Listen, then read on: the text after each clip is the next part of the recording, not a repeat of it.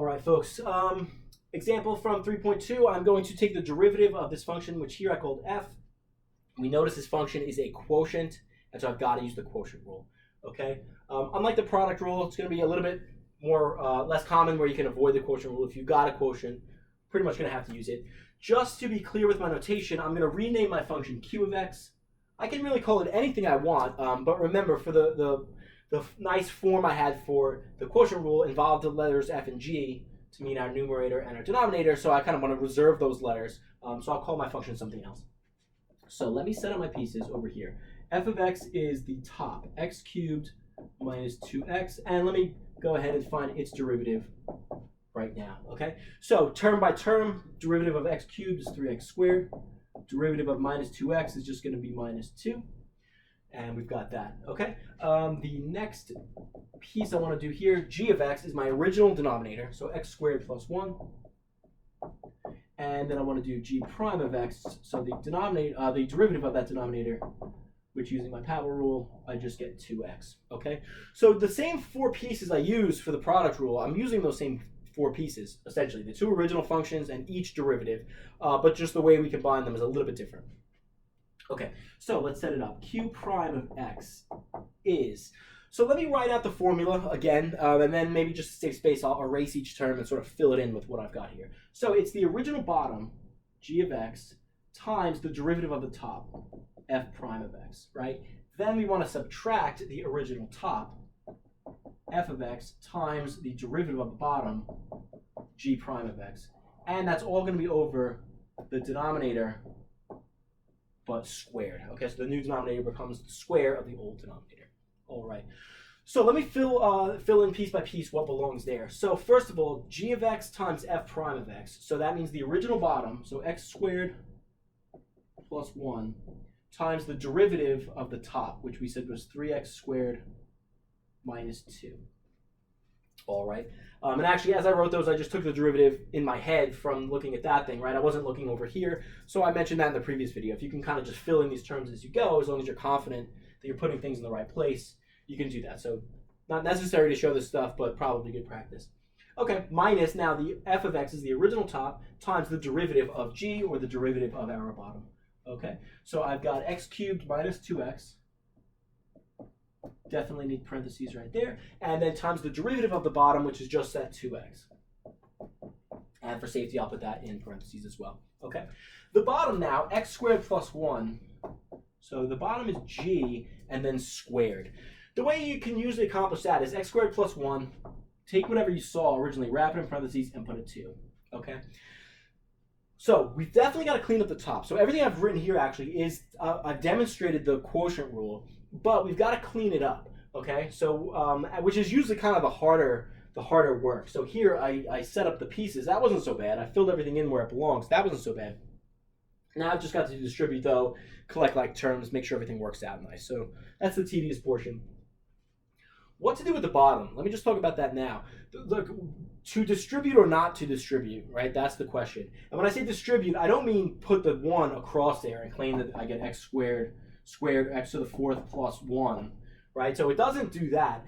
If you want to distribute, you'd have to write this. X squared plus 1 squared means times itself, right? So you can do that and FOIL all that bottom stuff together.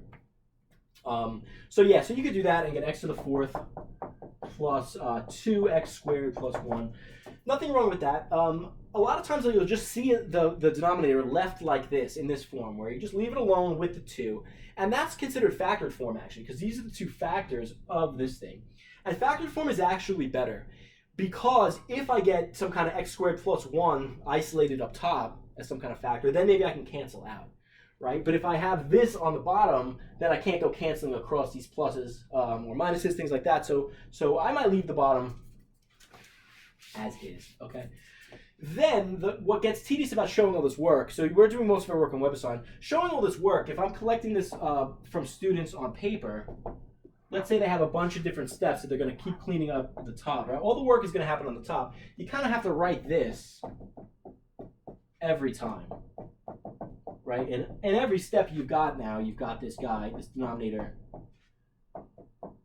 coming through, sort of untouched. And it's just a little bit tedious because everything's happening up top, but you've got this big fraction bar, so it's a space saver. So anyway, you guys kind of look out in the sense that you're doing a lot of this at home on WebAssign. If I was clicking this on paper, I do like to see this. In other words, a lot of students sometimes just work the top, and then at the end, it just magically appears back on the denominator. And they kind of omit that. And they might say this fraction is equal to something without the denominator, which is not 100% accurate. But anyway, let me leave what I've got here since I set all that up and finally finish this problem. So I'll try to go through this stuff quick. I got a FOIL here. So I'm going to get 3x to the 4 minus 2x squared. Inside term is going to be plus 3x squared. See, so this is actually going to become one big expression right here. Plus 3x squared, and then finally minus 2. All right, so I've got 1, 2, 3, 4 terms right there, the result of foiling that stuff. All living up in my numerator. And then now I'm subtracting, and I've also got to distribute. So I've got 2x times x cubed is 2x to the 4, and then I'm going to subtract that. So minus 2x to the 4. And then I've got 2x times 2x is 4x squared. There's a negative here and a negative there. So they're going to cancel each other out. I'm going to end up with plus 4x squared. All right. So that's my entire numerator. And that's all over x squared plus 1 squared. All right. And now let's see if I can get this done in one more step, just combining like terms. So with like terms, there's no rule. The top here is a polynomial. Right, the function itself is a rational function, but the top, remember, of a rational is a polynomial.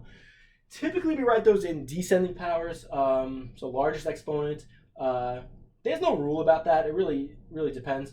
But let me try and do that. And I'm going to do something similar I did in the previous section. I'm going to circle things as I take care of them. So here, x to the 4th, it looks like my largest exponent, and I've got 3x to the 4th, but then minus 2x to the 4th. So altogether, I just have a single x to the 4th, all right?